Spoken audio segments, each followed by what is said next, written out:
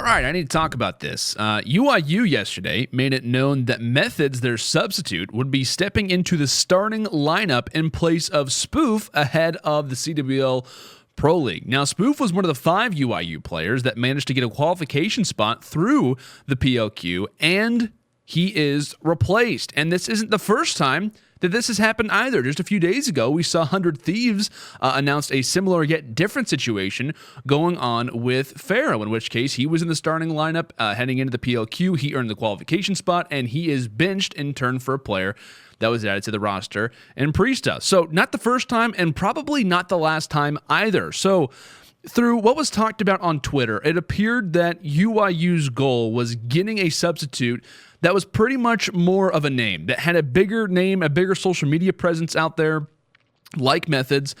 Despite that, the players, from what was talked about on Twitter, was that they wanted Parasite, the org chose Methodz, and so they went with Methodz. So who's at fault here? Who's essentially getting the guilty sentence in this situation? Is it the organization, or is it necessarily the players' fault? This is the way that I look at it. It keeps coming back to the system we currently have in play. The players earned a qualification spot at the PLQ, not the organization. Every time I bring this up, every time I say that particular line, this is what I hear. We're gearing up for franchising. We're getting ready for franchising next season. Do you know that franchising is on the horizon probably for Call of Duty next year? We're getting ready for franchising. We aren't in franchising yet. In a franchise model, the organizations have the power. Why? Because they earned it. How did they earn it? By buying the spot, by paying for the spot. Now, the issue is that the organizations have the power, yet they didn't earn the spot. The players did. The players fought for the spot, and they're technically in rightful ownership of that particular spot because they were the ones who went and played for it. Now, obviously, due to contracts and due to what the handbook says, we know that it's different. Players should have known that it's different. They, for the most part, probably didn't read ahead in certain situations, and that's on them to a point. But in my opinion, I think the spot should be going over to the players. So after what we saw, right, with Team Space and Team Sween were doing, after we saw what their situation was and how they were kind of playing this system out, we applauded them, right? Team Space realized if we sign with an organization, or if we don't sign with an organization, we have the power. If we earn the spot, we not only get a payday because we're technically selling ourselves to an organization like they did with Genji, so they get a payday, plus they get to put in their contracts to say, hey, you guys can't drop us. If you want to pick us up, there has to be a clause in our contract that says none of us can be dropped. So they get the safety factor that they're probably all going to be safe throughout the entirety of the Pro League, and they get a payday from this as well. So never in my life have I ever applauded a team for not going under an organization until the PLQ.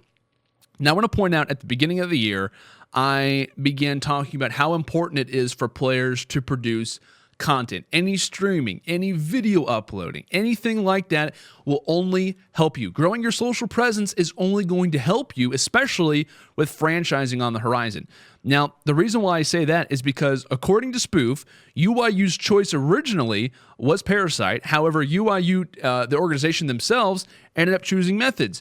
UYU wanted him because they wanted to help with sponsors. It was directly related to a certain amount of orgs or a certain amount of sponsors and whatnot in direct relation.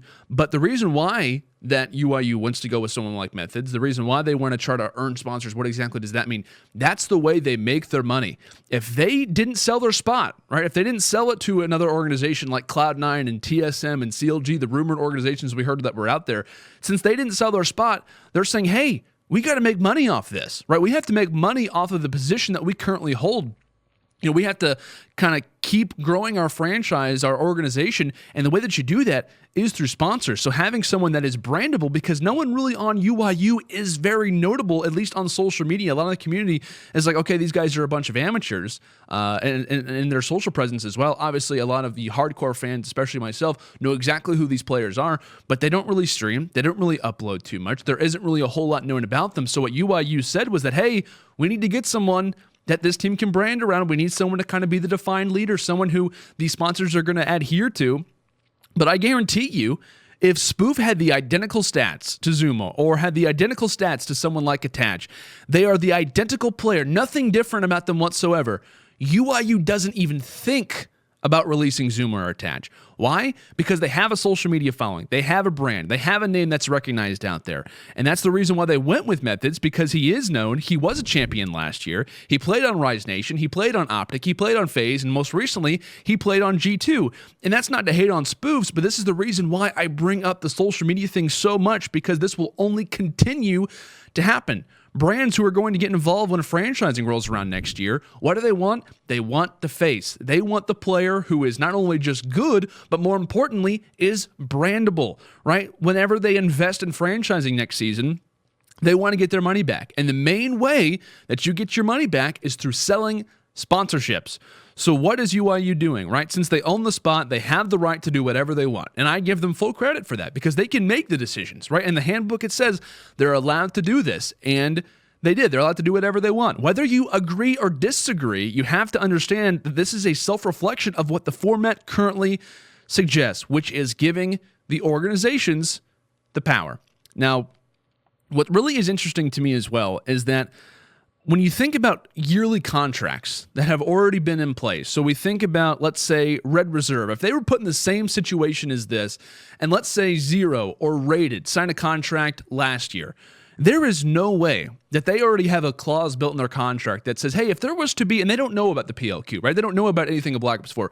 There is no way that those guys could have put in their Red Reserve contract that says, hey, if there happens to be a random PLQ next year, you guys can't drop me. Because the format is always changing. There's no way for them to always be aware of what their contract suggests. So in this situation, Red Reserve, except there isn't a clause, which I highly bet that there isn't one, or at least for other teams and other players, I bet they probably don't have any safety regarding the situation because they don't know the format. There is no way for them to know this. So by definition, Red Reserve most likely has the ability to make as many roster changes as they want, as long as they, of course, keep one player technically on the lineup that qualified originally. But this would be my solution, right? I've been talking about the format. I think that is technically what is kind of causing all of this commotion. What is my solution? It's the same thing that I've been mentioning. You implement the 3-man rule. You make sure that at least 3 original players from the qualification team, so the top 4 from Vegas, the rest of the teams that qualified through the PLQ, at least 3 of them at least make it to the first roster change window period or throughout the entirety of the league. And also what you do is you make sure that a sub can only be used with a probable cause. So if a team was to come and say, hey, for example, X player is sick, X player is traveling, or whatever it may be, that is okay during the first period. And maybe if there was a 3-man rule, maybe the substitute thing wouldn't be too much of an issue. But this is what's going to continue to happen with this ruling being in play, with this system currently being in play. And so like I said, you make sure that a sub can only be used with probable cause. That way, if a drastic roster change is going to occur, you can have somewhat of a sample size to go off of. So if you were to, drop a certain player and say, hey, Spoof, originally, Spoof, the reason why we're dropping you is because of the first third, the way that you played through the first third of the league, that's the way we're going about this. You didn't play too well. So what we're doing is we're saying, hey, he has a probable cause for why he's being dropped. It's not as if he didn't get an opportunity in the first place. So I think the team that qualified should at least have somewhat of a period of safety so we can see the same rosters that went through the ringer, went through the qualifier, compete in some interval of the league.